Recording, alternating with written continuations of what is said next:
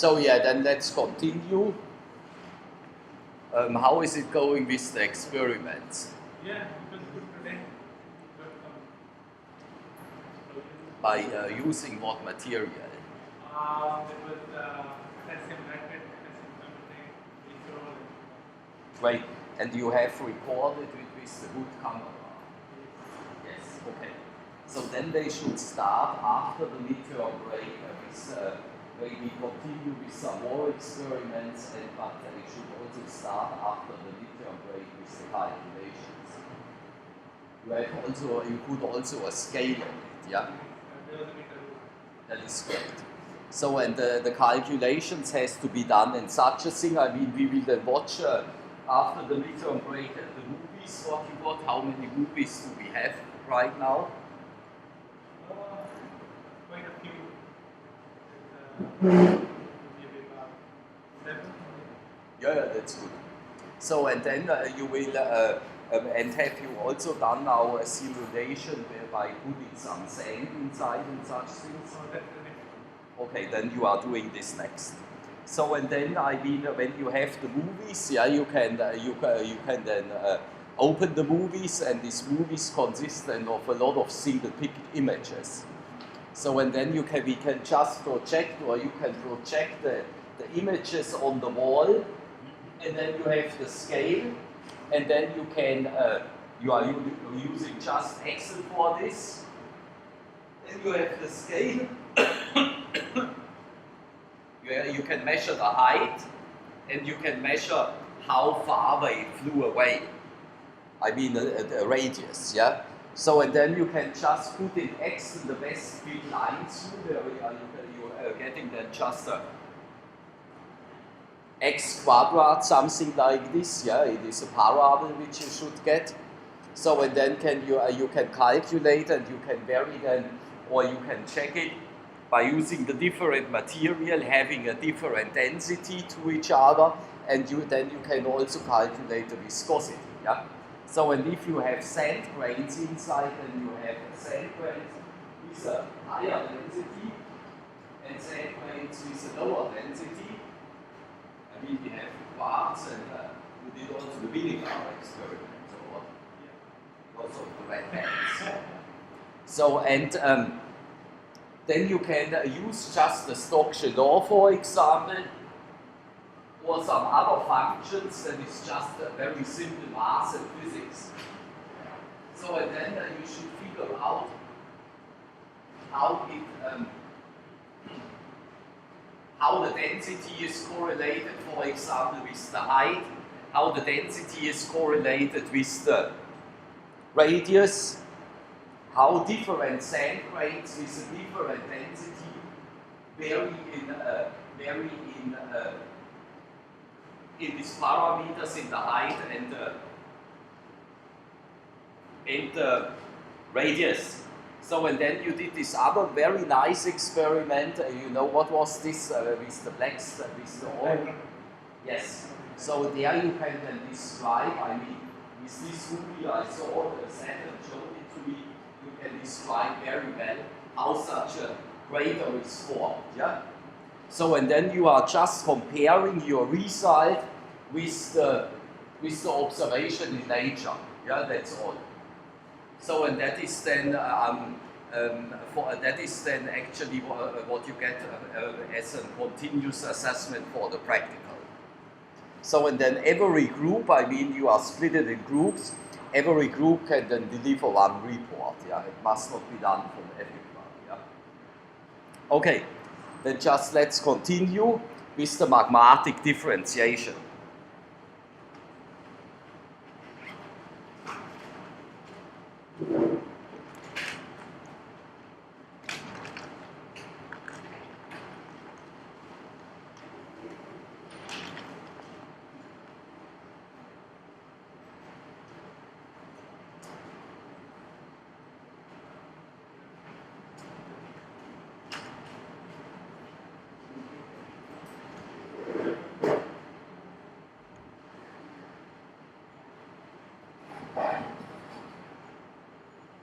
So the magmatic differentiation, we discussed it in our last meeting on Wednesday.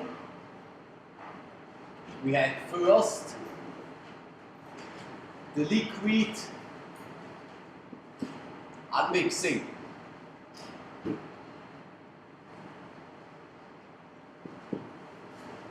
So if we have liquid unmixing, that means you have at least 2 melt or melts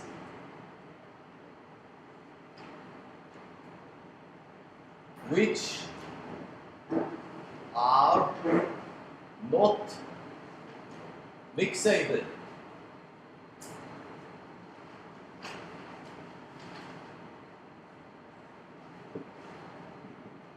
So, and how does this look in nature? We have here, for example, unmixing of drops. So that is maybe also a thing which you can observe in your experiments. I don't know, yeah. Just keep this stuff always in mind, yeah. Unmixing of drops. So how does this look? So this there you can form, for example,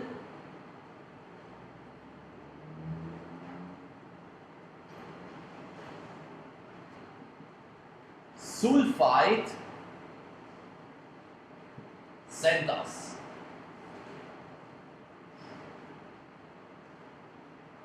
So, and such sulfide centers you can find in carbonatites.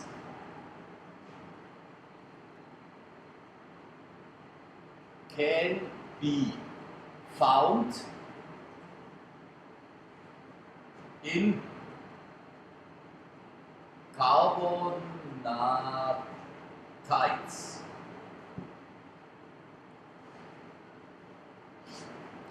And these are typical for sulfide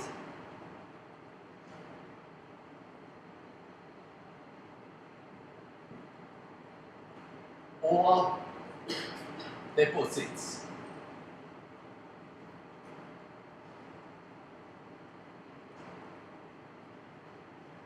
So how does this look like in a hand specimen?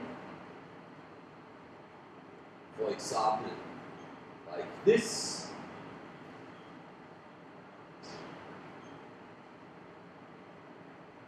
Maybe so.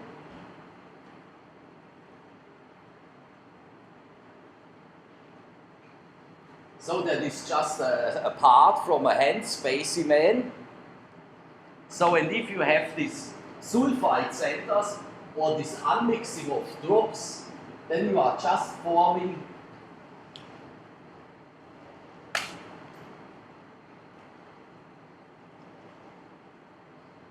such centers.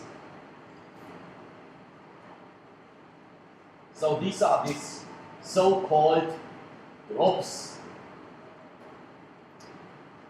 Yeah?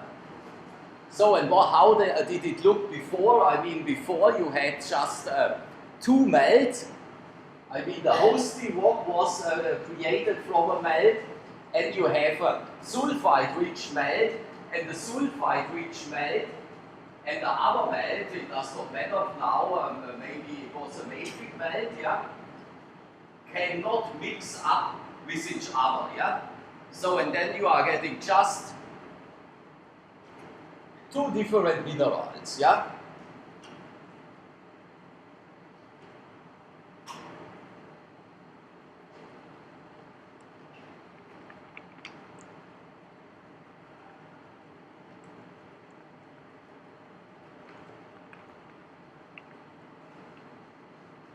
So how can you create now in a kitchen experiment 2 different phases which you cannot mix up with each other? Have you an idea when you are cooking at home? 2 different phases which you cannot mix in with each other. What? Yes, water and oil, for example, yeah? So because you are getting the oil drops in your water. Yeah. So and what is another thing which you cannot mix each other with each other? For example, if you are making pudding, yeah, you know pudding, the cream. So when you are using a chocolate pudding and you are using a vanilla pudding, and if you are put them together, then you will not get as a result the caramel cream. You will have still your chocolate part and you have your vanilla part, yeah. So, but the best example that is water and oil, yeah. They are not mixing it up with each other.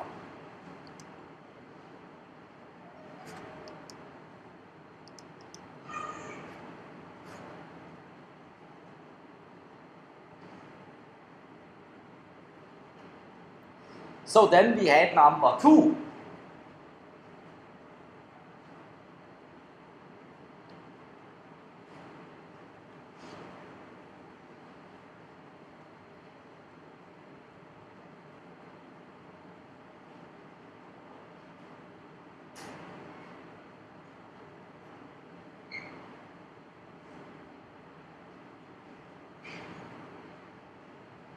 Number 2, that was the magma mixing.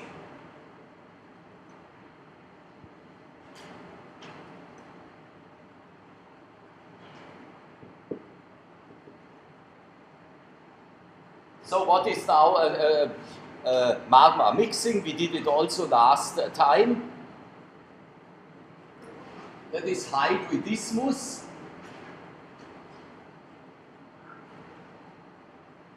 So a hybrid is actually not only used for magma mixing.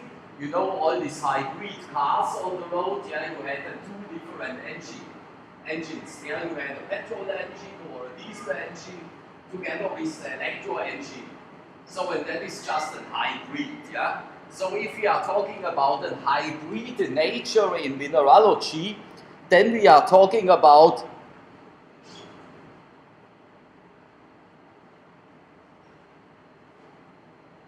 two different melts. So and these 2 different melts, you can see in a banded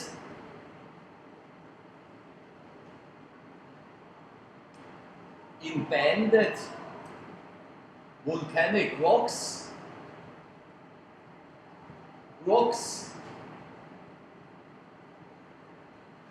So and there you have, they will mix up these 2 different melts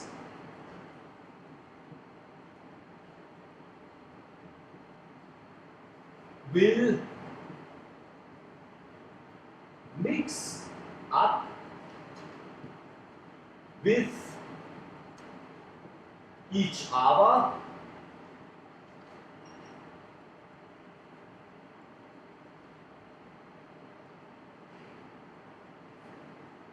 because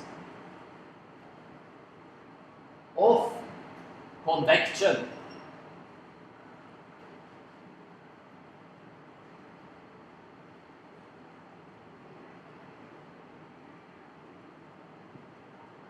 So, how does this look like?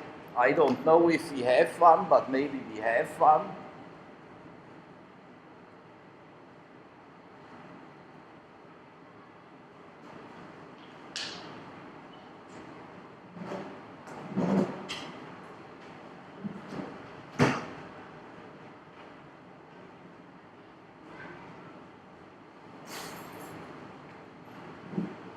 Yes, one can see it here. In this obsidian, you have this large compact part and then this part, yeah? So in there you had 2 different melt phases which will mix up with each other.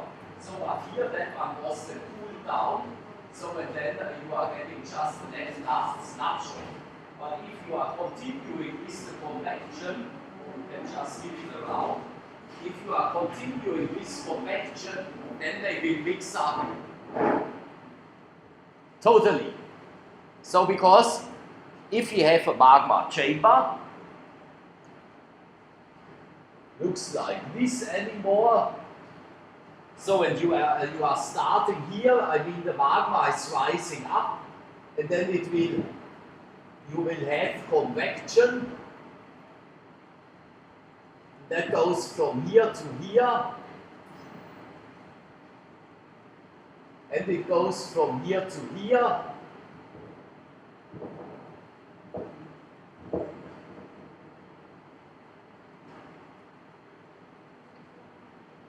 And the next one goes also from here to here. So, and therefore you are forming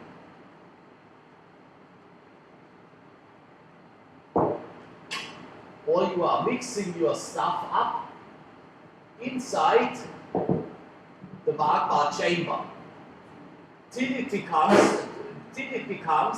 to a magmatic eruption, I mean a volcanic eruption. Then you will just get the last snapshot, like in this obsidian. And otherwise, if it is a plutonic rock, then you have your convection inside your magma chamber, and the convection will stop then when you are decreasing the temperature below 700 degrees, something like this. Yeah. So, and where can you find in your kitchen experiments, where can you observe convection cells? You can observe this every day, except you are not cooking every day. So, but where can you observe such convection cells?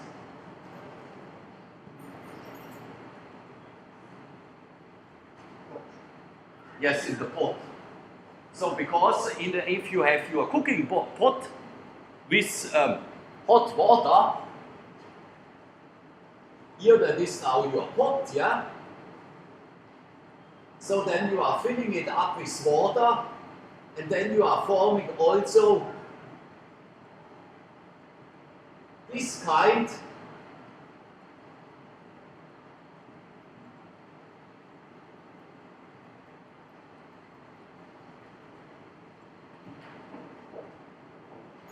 of convection cells. So, and I mean, if you have only water in the pot, I mean, then you can just see that it is boiling, yeah. And most of the pots, they are not made up of glass, but if you are using a glass pot, then you can observe it from outside. Maybe we can do this experiment, yeah. We are just needing a heater. I have a heater, an electro heater, and then you are putting just a pot of water. We are just need a glass which can hold 100 degrees. Yes. Yes.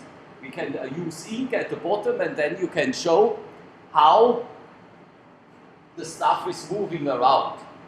So, but if you are at home and you like to do this experiment and you will not use ink because it is not that tasty, but in our experiment we are using ink.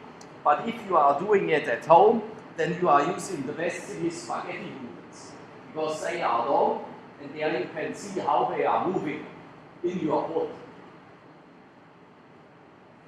So, and then you have just created a magma chamber.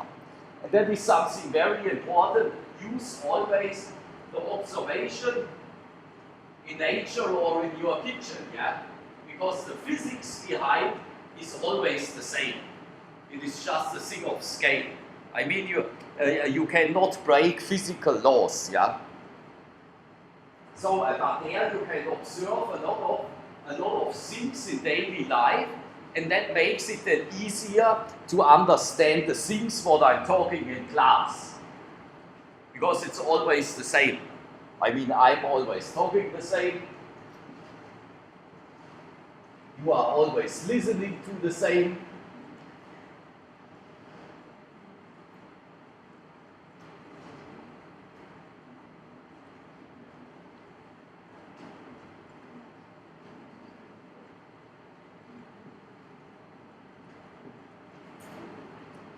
So then we have number 3. No, yes, number 3, that is the assimilation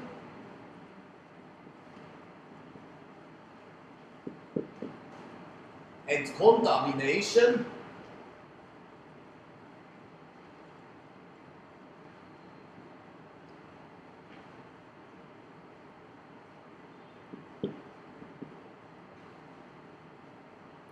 So I told you this as well.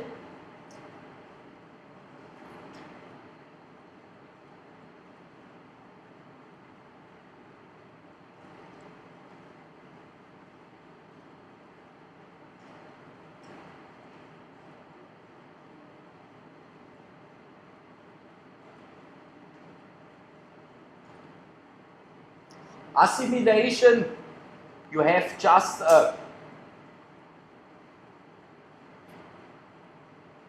your plume does just move up, yeah?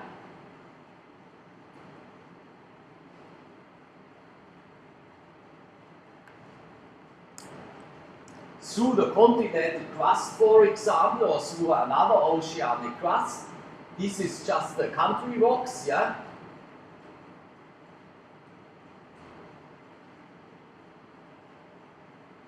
So and while it is moving up, it is melting some other parts outside, and therefore you are always changing the chemical composition of your melt while it is moving upwards. Yeah.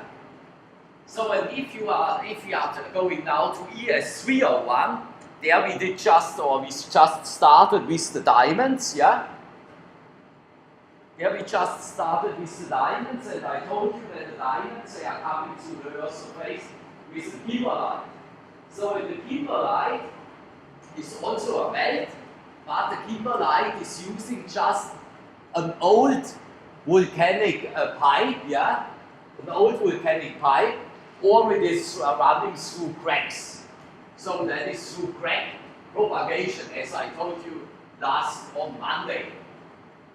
There you have not that much contamination and fractionation with the surrounding material because it does not melt through, yeah. So, but if you have such a plum, yeah, a plum which is rising up, then you have always the contamination and the assimilation with the surrounding material. So, because it just melts through, yeah.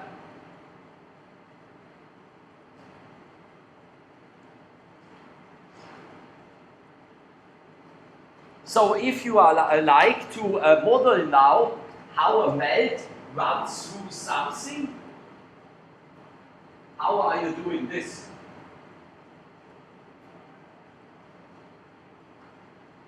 You can just also use a glass, and then you are using some duff, and then when it becomes heated up, then you are forming bubbles, and these bubbles rising up.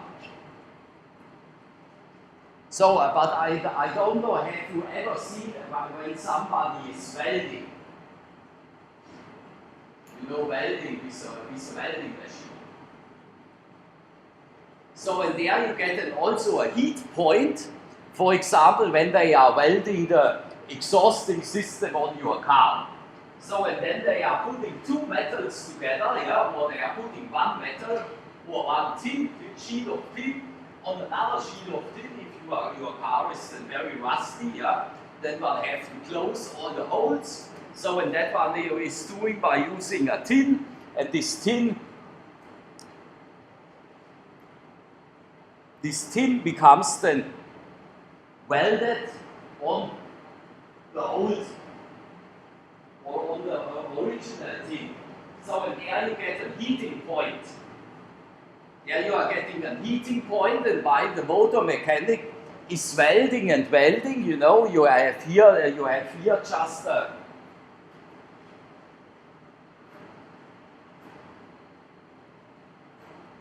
something like this.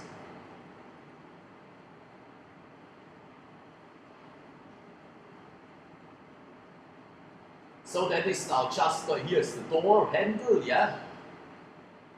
So, and there is now a hole inside, yeah? So, and you don't like that everybody can watch your legs while you are driving, then you are deciding you are putting here a piece of tin on it. So, and then you have, you can use tape, of course, but now we are making it professional, we are welding it. So, and then the motor mechanic starts maybe here to weld, for example, yeah? So, and therefore he is heating up all the both tin sheets, the one from the door and the new one, yeah? So, and then it becomes welded together, yeah? So, and while he is welding in this direction, usually they are using gas. While they are welding in this direction, then your heating source goes through, yeah? And here it cools down, yeah? It cools them down very fast, and the heating source is running through. So, and therefore, he is melting part from this tin sheet and part from this tin sheet, and then you are getting here a new composition, yeah? So that's the same then for the plum when it goes through. This material here around, yeah, will become molten, and then you are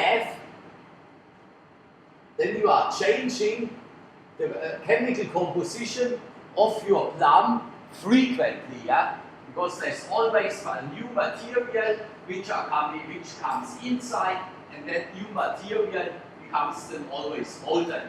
So, and therefore you are changing your composition of your melt frequently.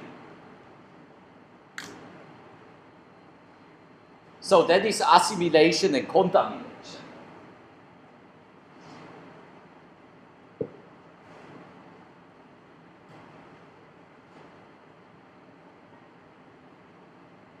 So that must be here then not longer number 1. That must then number 3. That was number 3. Now we are coming to number 4. Number 4, as I told you, that is the gas transport. That is the gas transport, and the gas transport causes that the alkalis plus SiO2 will move to the top.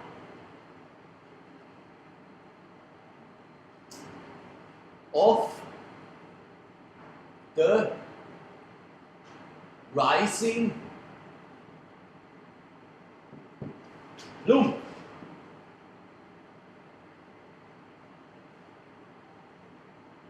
Because gas has a lower density like the surrounding materials, like the melt, so and then the gas bubbles, they will just move to the top. So, and then they are becoming situated here at the top. So, and where did you where have you observed this? The gas transport in your experiments now.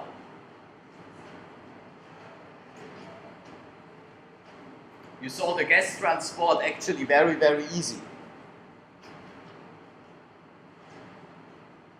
That was just in the first experiments what you have done with the baking soda and with the vinegar, yeah? Because the gas was actually the reason why the whole thing is erupted, yeah? So, and you did certain experiments. So, and if the pressure was not high enough, yeah, then I mean your volcano made just a fan, yeah. So, and that is because of the gas. The gas needs then also to increase the pressure, yeah. And that you should then also describe and describe this in the reports from your experiments. Yeah. So where do you have at home the gas transport?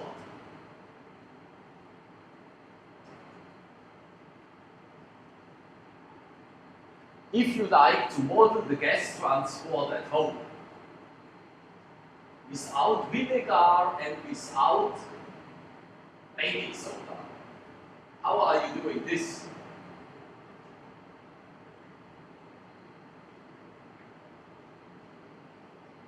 You can just lie in your bath tubes while you are having a bath, yeah, I mean not a shower, a bath, yeah, and then you can just produce by your own fan, yeah, then you have the gas transport. Very easy. Or you can observe it if you don't have a bath tube, yeah, then you can also observe it while you are boiling water, yeah, that is the gas transport. It's just rising up.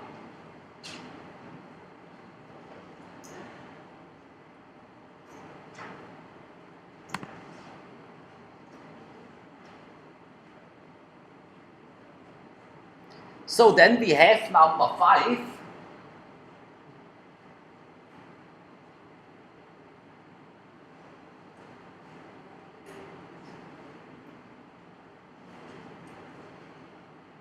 Number 5, that is the solid diffusion.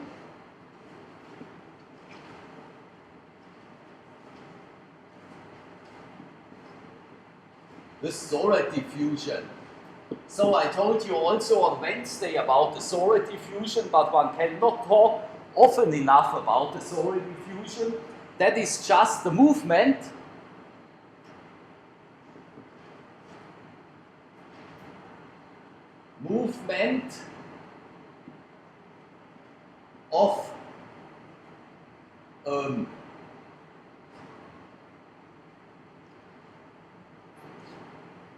of components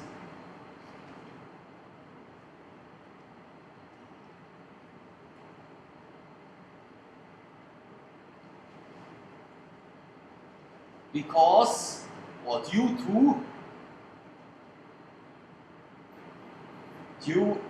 to different temperature gradients.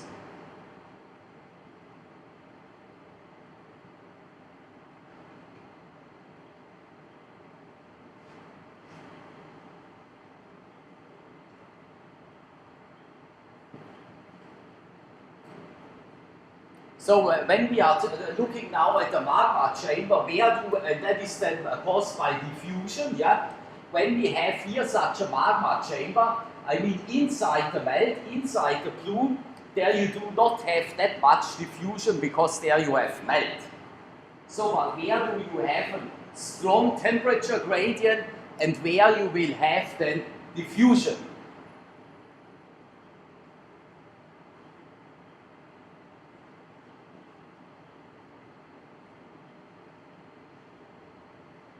So that is in the contact area where you are producing a contact metamorphic zone.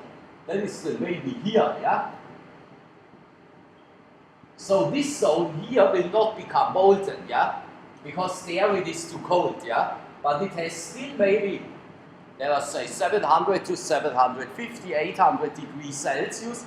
Then you have this hot material, and here you have the colder material. And for example, that is then also the gas, the volatiles, yeah, the CO2 and the water, and the CO2 and the water will then also transport different components. Yeah, we talked also about the ES301 of these different components, like gold or the copper in the surrounding areas, yeah, and they will move. And that is then caused here by solid diffusion. So here you have then this diffusion which are touching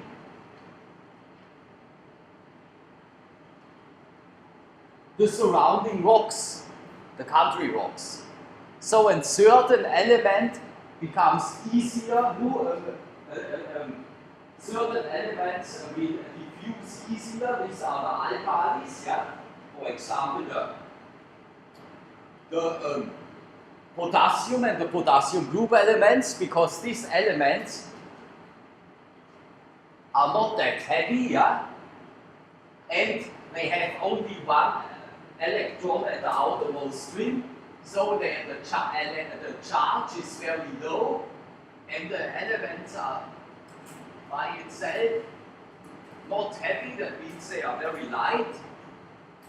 So and then they can easier move. So and that is caused by the solar diffusion.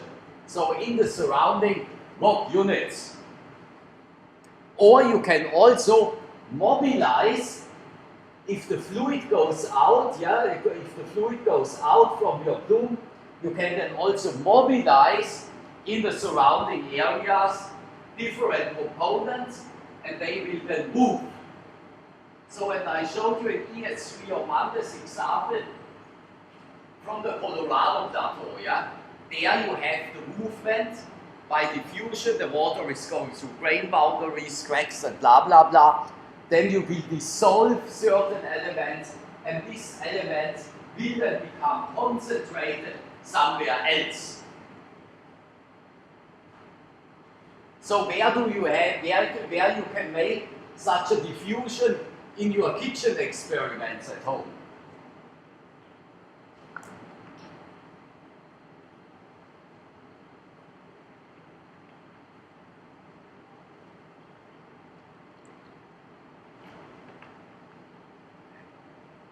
That is very easy.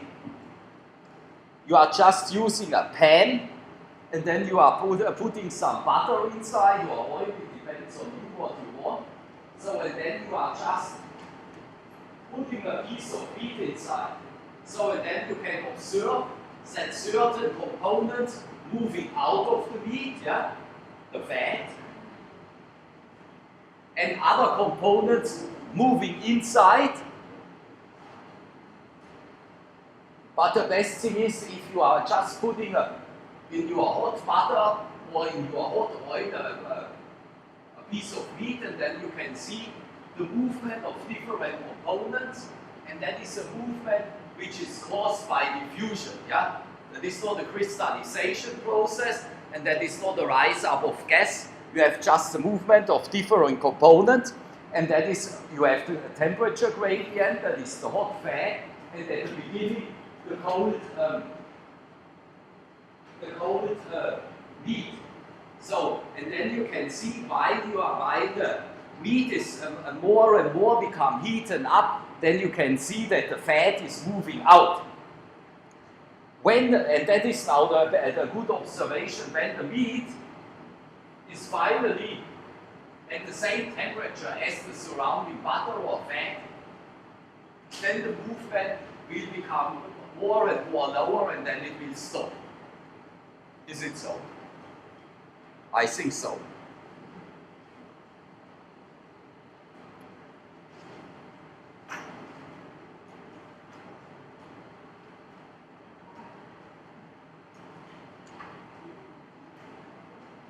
So, and this movement is actually a very low process.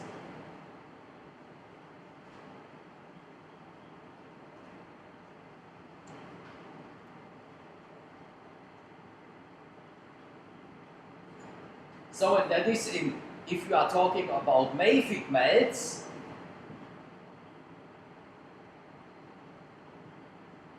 then you are dealing with high temperature. And if you are talking about felsic melts, then we are talking about lower temperatures. Yeah?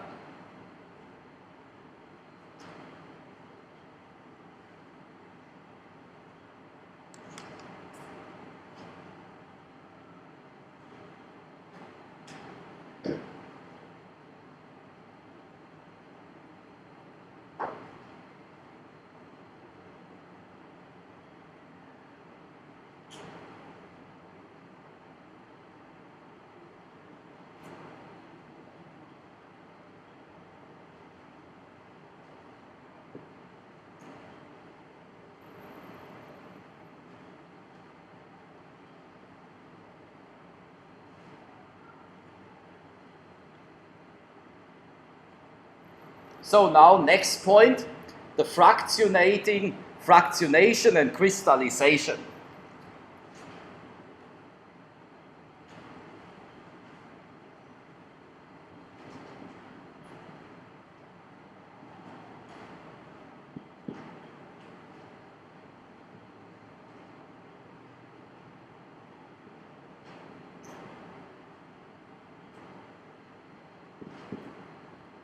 So fractionation and crystallization, you should also know it by now.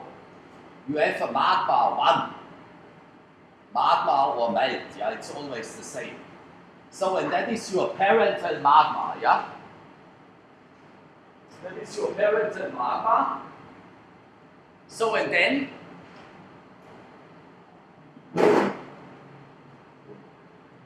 after you are cooling down,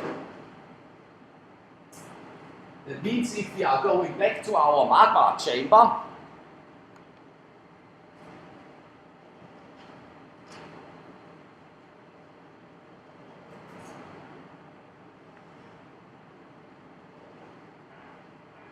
then some crystals will sink to the ground. These are the crystals with a higher density. Some crystals will move to the top. So, and then you have not longer a magma 1, you have a magma 2 plus crystal. So, and these crystals which you are removing, they are sinking to the ground or they are floating at the top. So, and that is then your residual melt.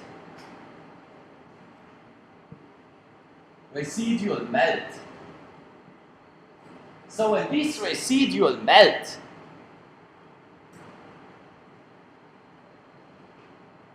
have another chemical composition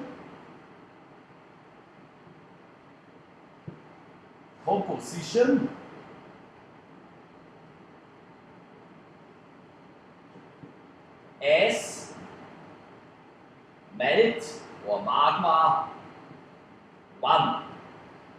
So, and this, therefore, the magma 1, the original magma, the parent magma, will always changing the chemical composition due to fractionation processes because you are always removing the stuff, yeah? So, and the stuff which you are removing at first, that is, for example, the chromium, yeah? You are removing the magnesium, you are removing the iron. And that is the reason why you can make from an original mafic melt a felsic melt. So, and you can observe this at the Yavuna Creek, where you have the gabbros, and the gabbros, they are of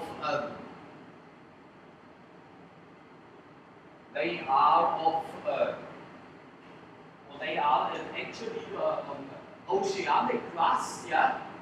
And you have these tonalites, and the tonalite, that is then a fractionation product from, that is great, yeah.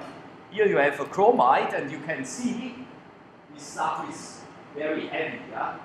So, and this is then sinking to the ground of the magma chamber. So, and then we do have some plagioclase switch off. Yeah, just here, this one, yeah. Yes. So, and that is a very felsic melt, yeah. So, and if you are, that is a very felsic melt. So, and that is a product, I mean, that is now a exclusiva, but it does not matter because every exclusiva has an intrusive counterpoint. So, but if you are just looking at this, here you have the chromite, and the chromite is formed at very high temperatures, let us say 1600 degrees Celsius, something like this. And this stuff is then sinking to the bottom of the chamber, yeah? Where this stuff, and you can just, you are getting that very easily. This one is heavy and this one is more light, yeah? So just give it around always together, that you can get a feeling what is heavy and high dense and what is not that heavy and low dense. So and that is caused by fractionation. So and I mean therefore you are always changing the chemical composition of your magma chamber. Yeah? The others going to the ground, the others they are floating up, and that is always a temperature gradient, yeah, because this one, which is formed at bromine at 1600 degrees Celsius, is then formed at high temperatures. The chromium becomes enriched in the chromite, and the chromite is a mineral sinking to the bottom of the chamber. The white colored stuff that is rich in plagioclase, and I told you that an anode rich plagioclase has a lower density compared to the surrounding band, and that is then floating up. So if you are going to the Sambeto River, yes, at the Sambeto River, have you been with them at the Sambeto River? Yes? Okay. There you can see two different belts together with each other. You have the dark colored stuff, if you remember, that is just mafic stuff, and then you have these white pieces inside, yeah? And these white colored pieces are very rich in plagioclase, and that is then a so-called anorthosite, yeah? The mineral is called an anorthite. Anorthosite, that is the rock. So then we have this.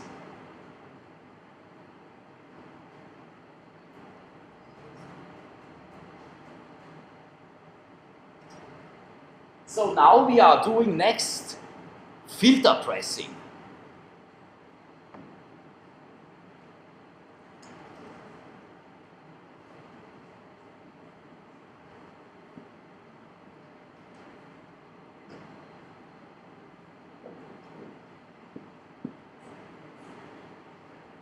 So filter pressing, we have now here a piece of a rock, yeah? And there we have the different components. Here we are talking about different minerals, or we have different rocks which has a different shape. And then you have here some, if we are talking about minerals, then we have here grain boundaries. If we are talking about rocks, then these rocks can be split because of faults and cracks, yeah? So at these faults and cracks, through this fault and cracks, you can then move volatiles through, yeah? They are going here everywhere through the volatiles, the water, the CO2, and you are transporting different components. So and this filter pressing will take place here, maybe here, yeah? Because you have a solid rock where you have cracks inside, faults inside, folds inside. So and then you are just pressing the whole thing through, yeah? That is then here, somewhere here. So and that is then just what I have written here when I was a student. That is called floating differentiation.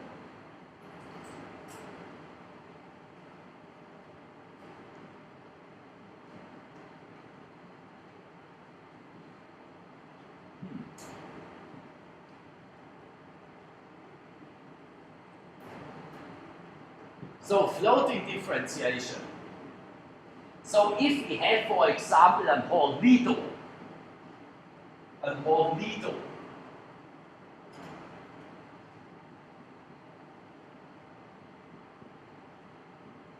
do you know what a hornito is? No. Then I can tell it to you, or you can Google it. But we are using the first possibility because otherwise it will take too long.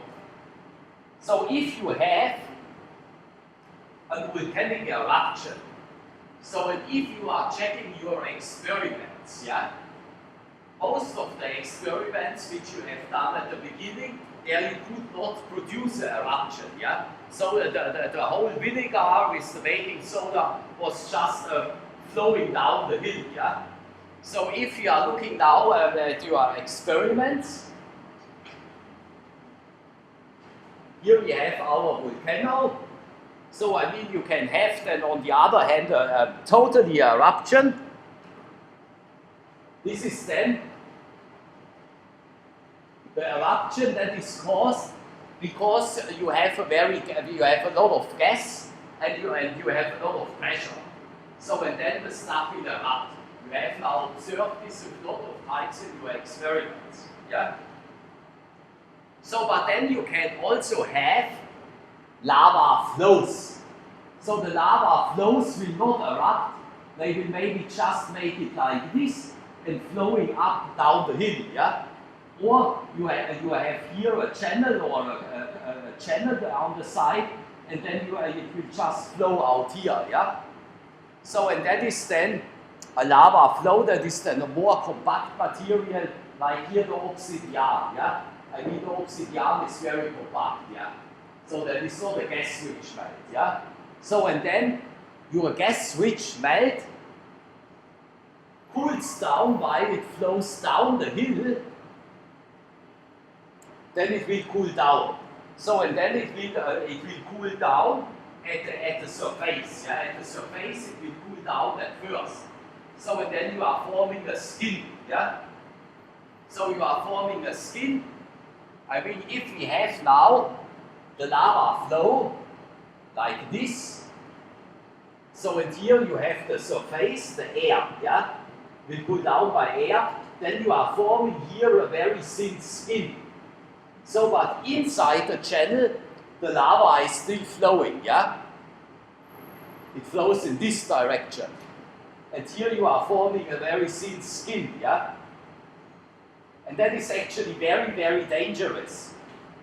Because you cannot see it. I mean, this melt when it comes in contact with air, it cools down very, very fast. So and then you are forming the skin, and this skin is black, yeah, basalt is black. So if you are not touching it, then you cannot assume or estimate if it is how stable it is, yeah, because the lava is still flowing beneath. So if you are dancing on a volcano, you must be very careful about this, because this skin is at the beginning, it is very thin, and if you are standing on it, then you are breaking through. So and then you have your legs in a 1200 or 1300 degree hot tomato soup. That is then the kitchen experiment, yeah?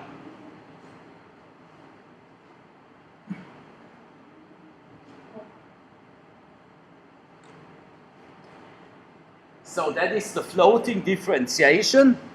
And if you have this floating differentiation,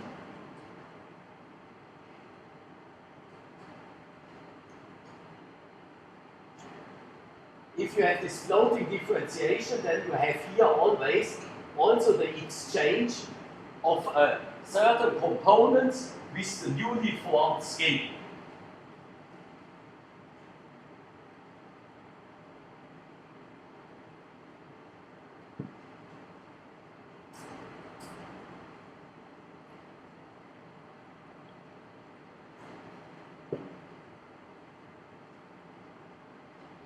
So then we have the next point that is called the dynamic wall crystallization.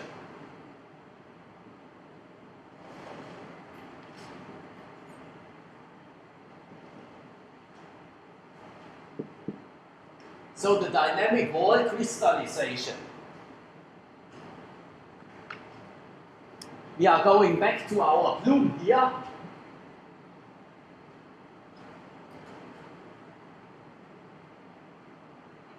Here we are going back to our plume. So, and where do you have here a dynamic wall crystallization?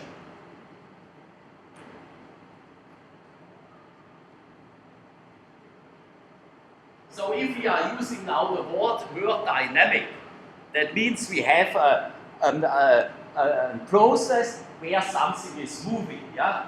Otherwise it would not be dynamic, otherwise it would be static. So if we have a dynamic process, that is now our convection cell inside the plume.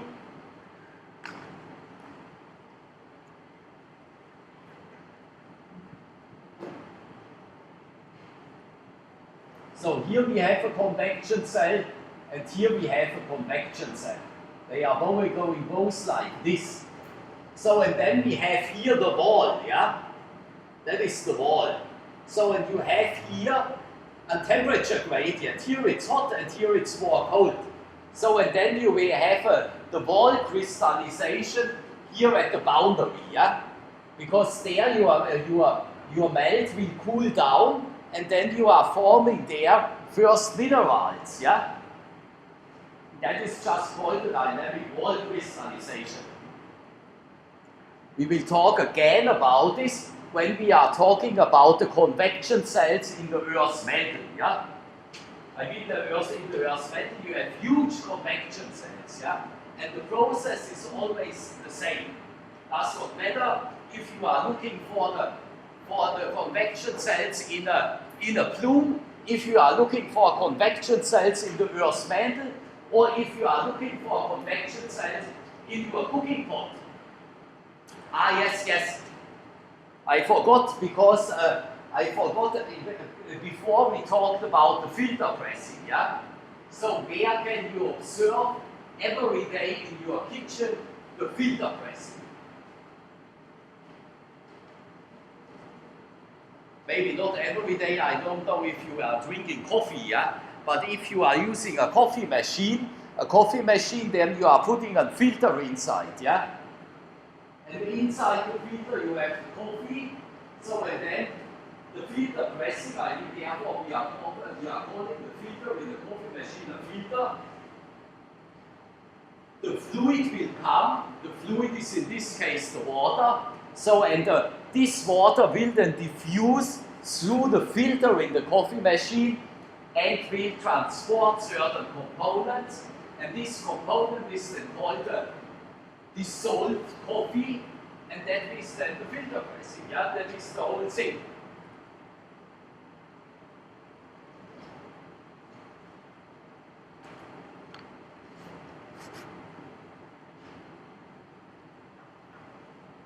So in these convection cells, the dynamic wall crystallization, that is called the Wilson process.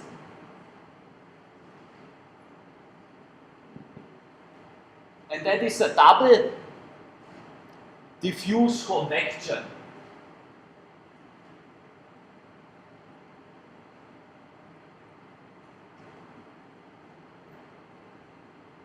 Diffusion convection.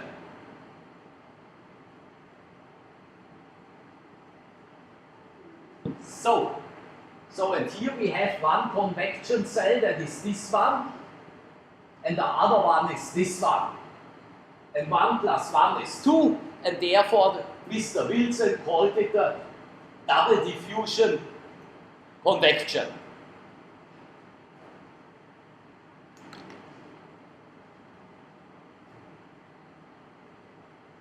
One plus 1 is 2, that is just simple mass.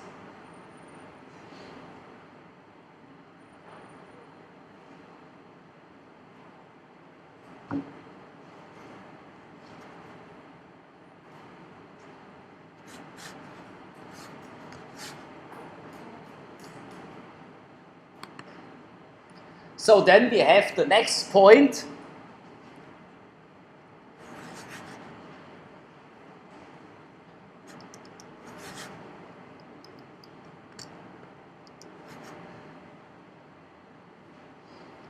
That is the differentiation.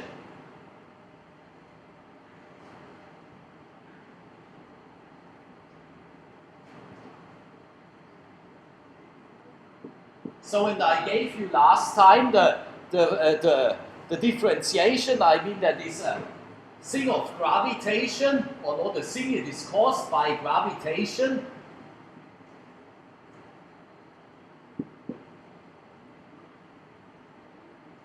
And by fractionation.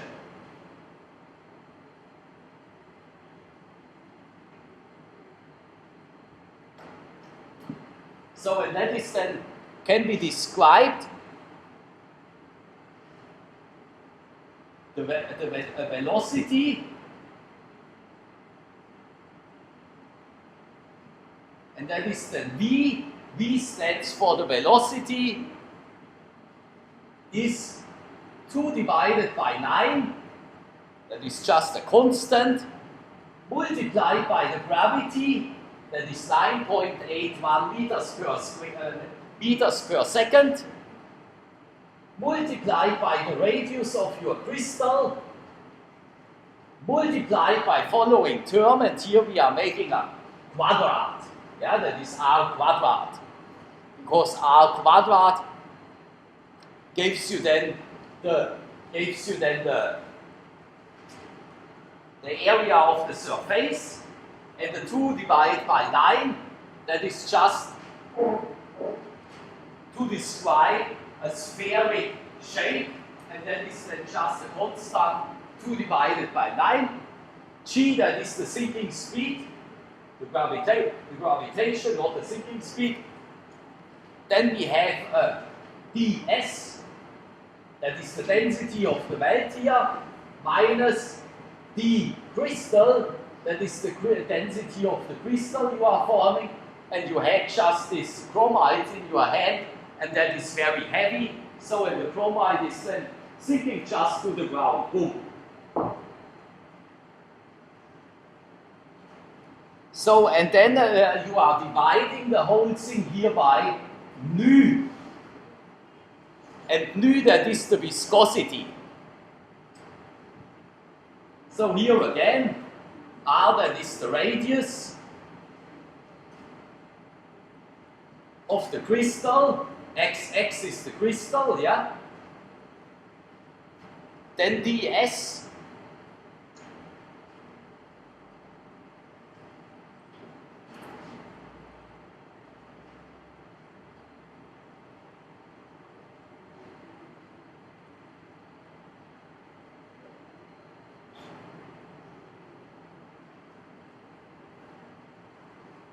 that must here vice versa. Then we have here dxx, and here we have the density of the, density of the melt, yeah. So, and for those who have written this on Wednesday, because I gave you on Wednesday also the formula, please check if I told you it like this way. Otherwise, you have to change it now, because at the end of the semester you will not remember what I have told you, except you are looking all the videos. So that is then the density of the melt. So that is just rho.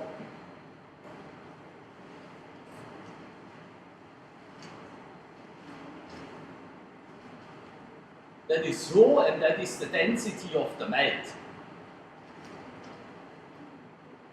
So, and dxx, that is the density of the crystal. And nu, that is the viscosity.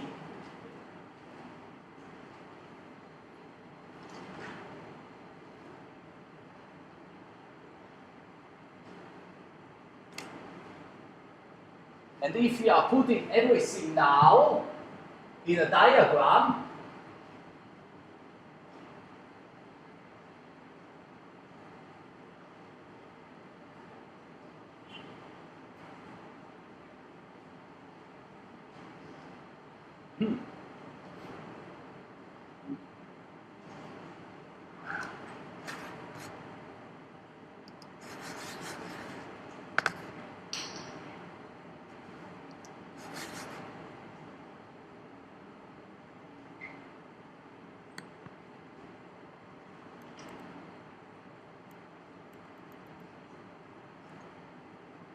if we are putting now everything in a diagram,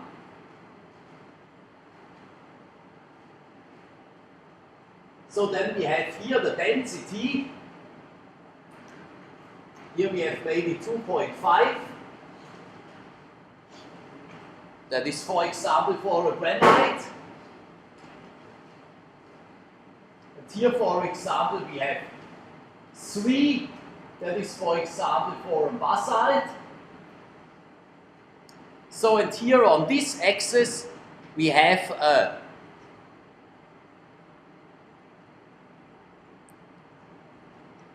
different minerals. Then we have here an albite, here you have an anorthite, yeah, these are our plagioclases. Then here we have orgite.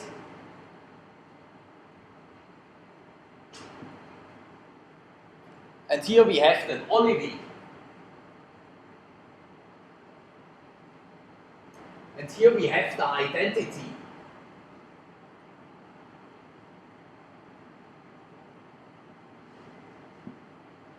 So then, plagioclase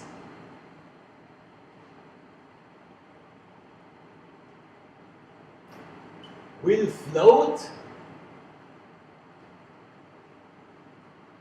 in mafic melt or magmas, yeah, melts. So where orgite and olivine will always sink.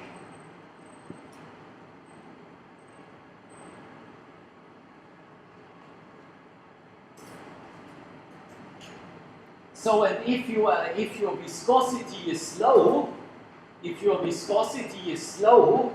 then the velocity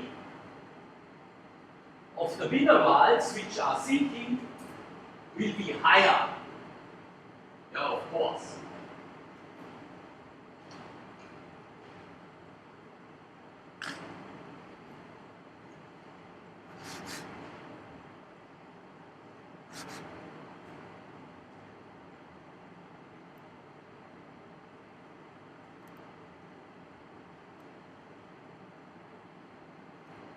So that means mafic phases will always sink,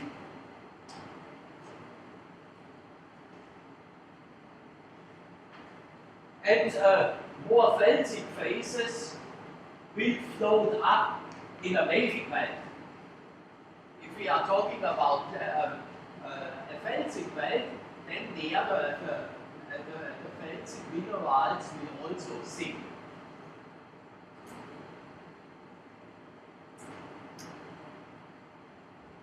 So that is now, that for now, and now I have some pictures, then we need here the computer.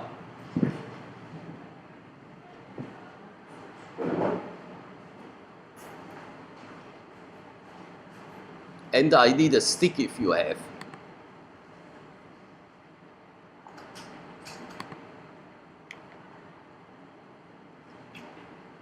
Great.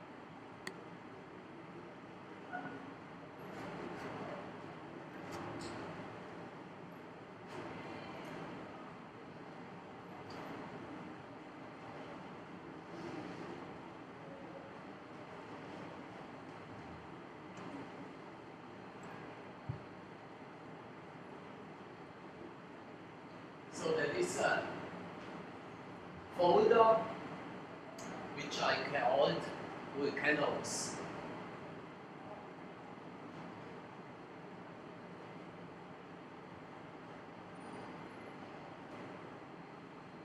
Yes, this one.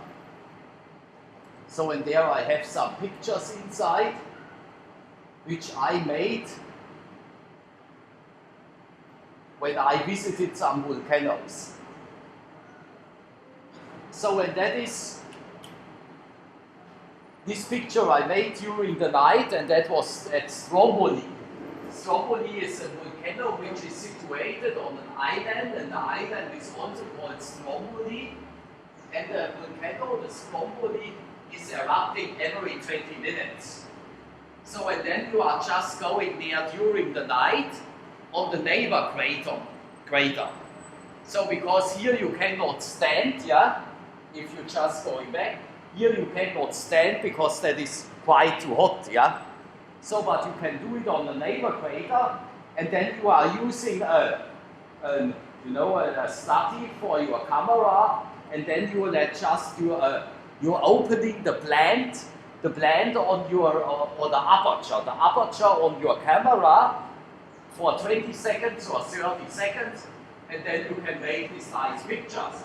So when I'm planning to go this year to Vanuatu, there's the Tana, and the Tana is also erupting every 20 minutes or 15 minutes, something like this. And then one can do these nice pictures. Next slide, please. So that is now Mount Etna. And Etna is located in Sicily. It is actually just directly to the capital in Sicily, and the capital in Sicily, that is Catania. And Mount Etna is very dangerous. So and there I went to the top of the volcano. I mean, I was just standing here at the top, and then I could just make some pictures inside the volcano, yeah? So and if you are looking here, I mean, that was an adventure, yeah? Because the whole mountain, when it was erupting, the whole mountain was actually trembling and shaking, and the voice which such a volcano produces, if you are very close by, that is like from a crocodile or from T-Rex. I don't know if you have seen Jurassic Park. So and there was the T-Rex, and there you get the voice. So when I was in Africa, I visited, I was in Tanzania, and there I visited the crocodile farm. Yeah, I mean, the crocodile, between me and the crocodile there was a wall. Yeah, otherwise I would not go there. So and then I just used the broom, a broom, and then with the broom you can just make them a little bit upset. You're just using the broom with a stick and going on the crocodile's mouth, yeah, as you like to brush them the teeth, yeah, and then they are going up like rockets. So and that was actually the same sound which I got at Mount Etna when you are very close by. It's like it's amazing like such a volcano does. So next slide. So and that is now such a lava flow which I described to you before. That is such a tornado, yeah. So and that was also at Mount Etna, and then you can see here the magma will cool down very fast, yeah. But inside it is still 1200 degree hot. So and if you are walking there around, here it is more cooled down. I mean, here you could see that I cannot stand on it, yeah, because it's quite, I mean, then you are done, yeah.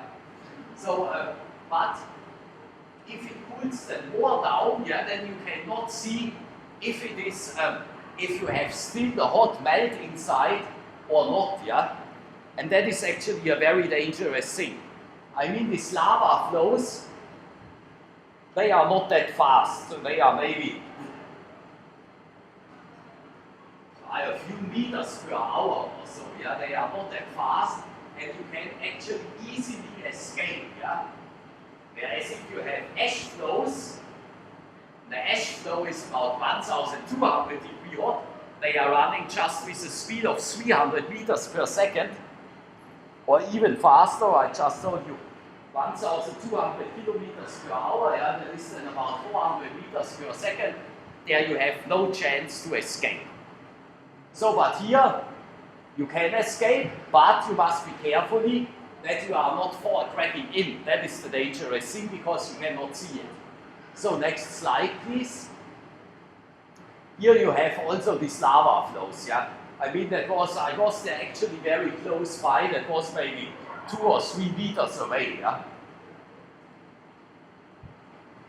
So and that was just at the top of Mount Etna. I was there in 1998.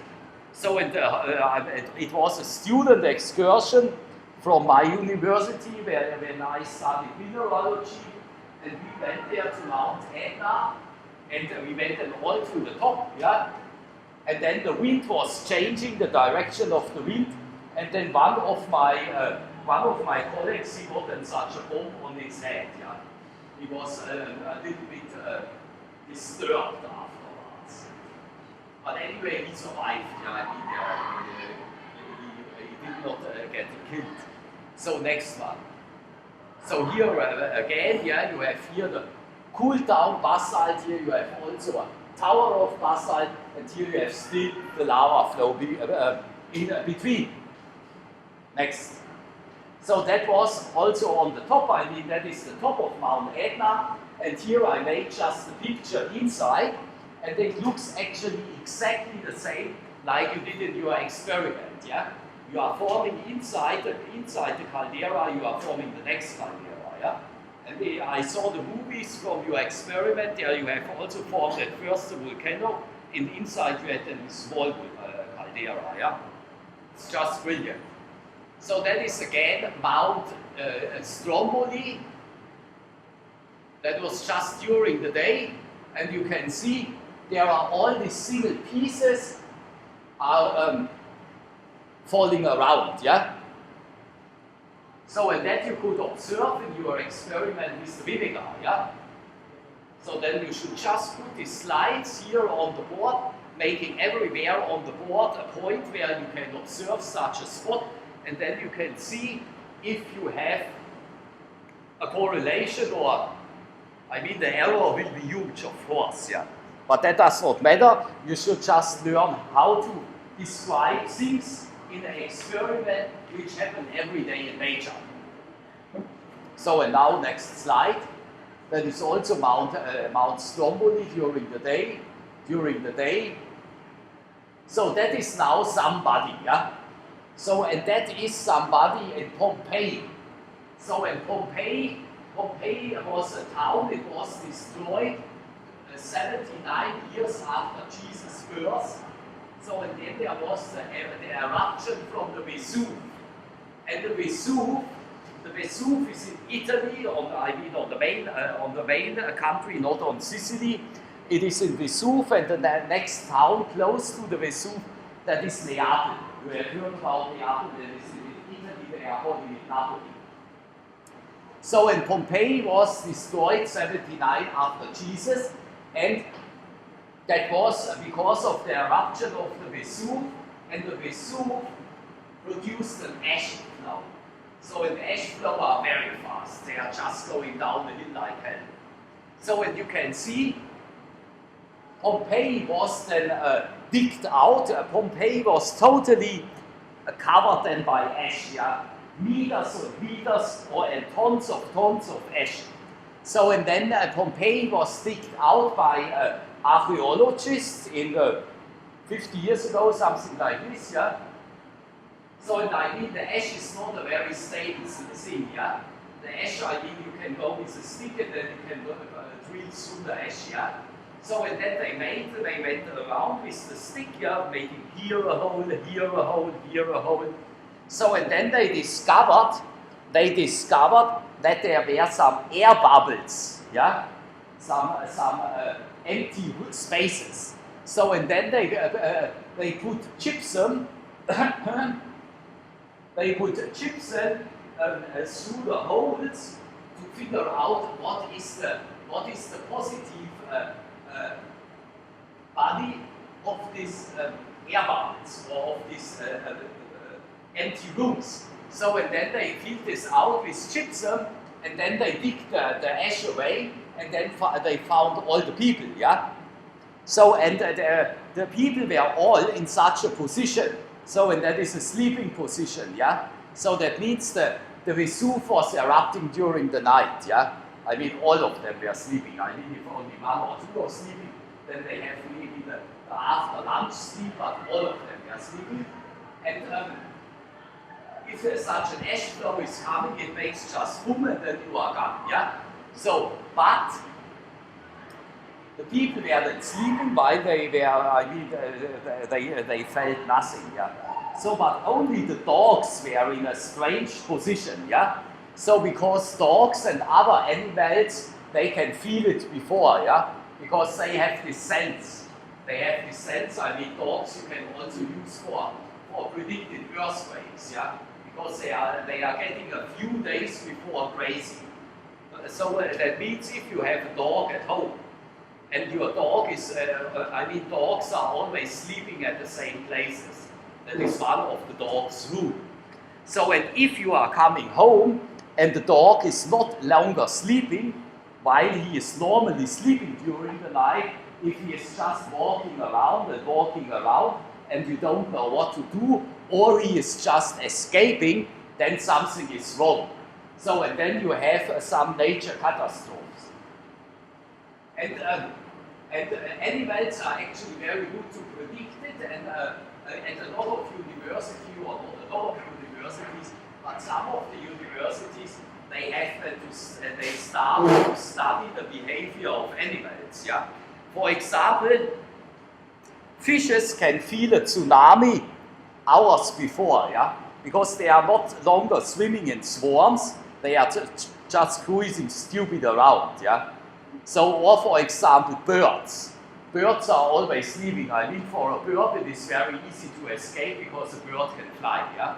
So, and if you are waking up in the morning and you cannot hear longer the birds, only the stinky buzzes, but not longer the birds, then you know something is going on because they are going.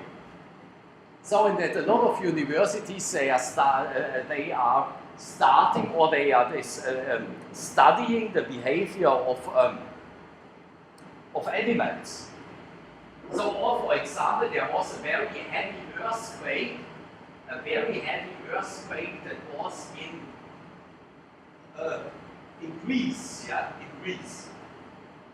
So, and 2 days before the earthquake took place, you know, an earthquake or a volcanic eruption, they are always sending the signals before. Such a volcanic eruption, you cannot predict it on the day.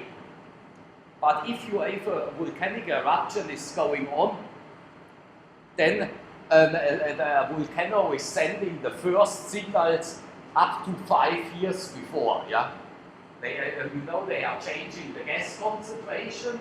So then, if you are changing the gas concentration and you are increasing the aerosols in the sky, then you are becoming, for example, colder winters.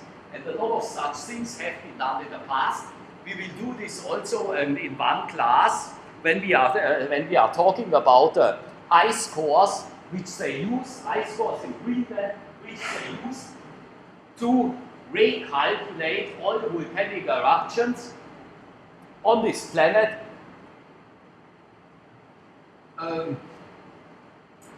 16,000 years ago from today.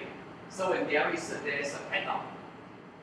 So, but anyway, there was this earthquake in Greece, and 2 days before, all the small animals, yeah, the rats and the mice and all this stuff, they disappeared from the town, yeah.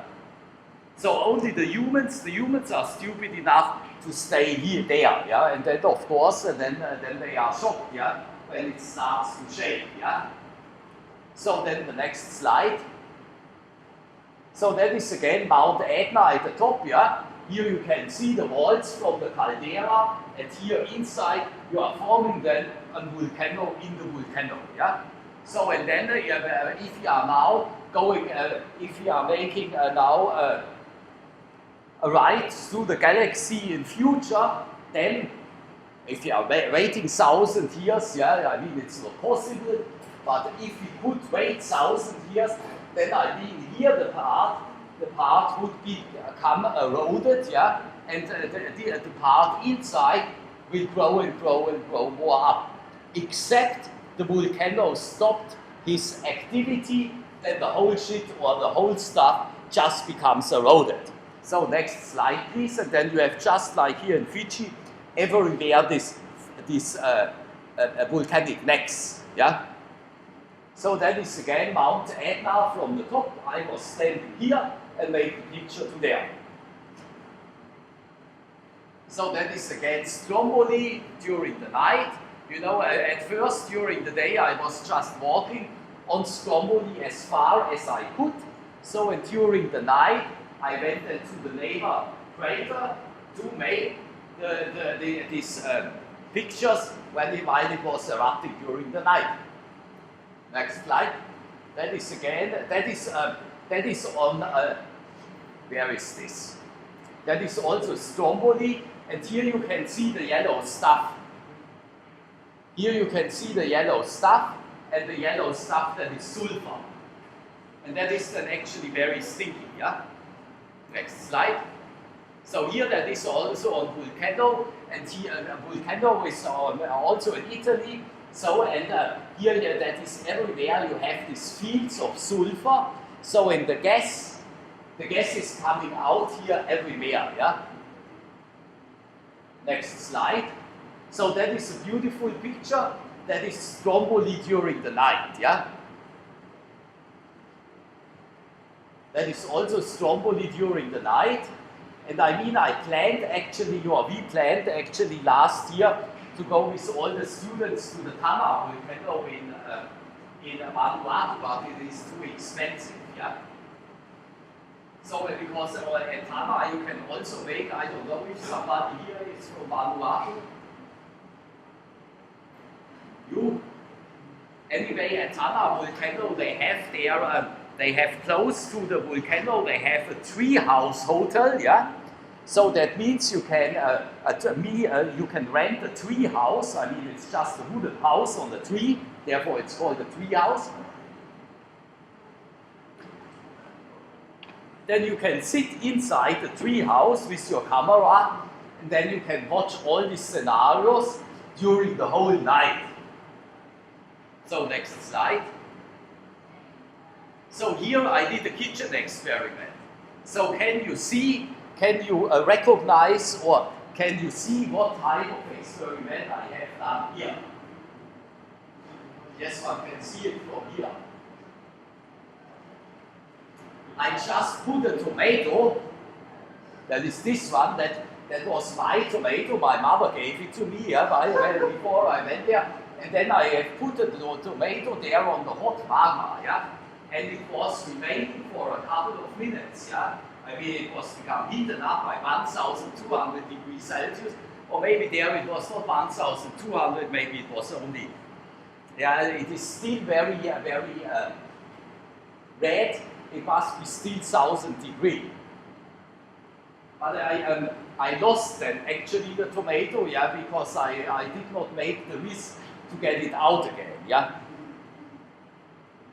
So next slide. That is again stromboli during the night.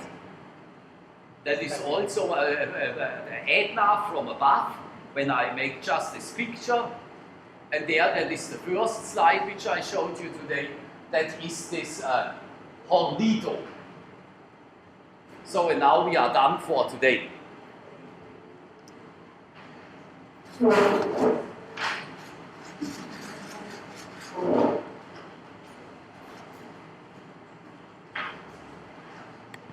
Thank you.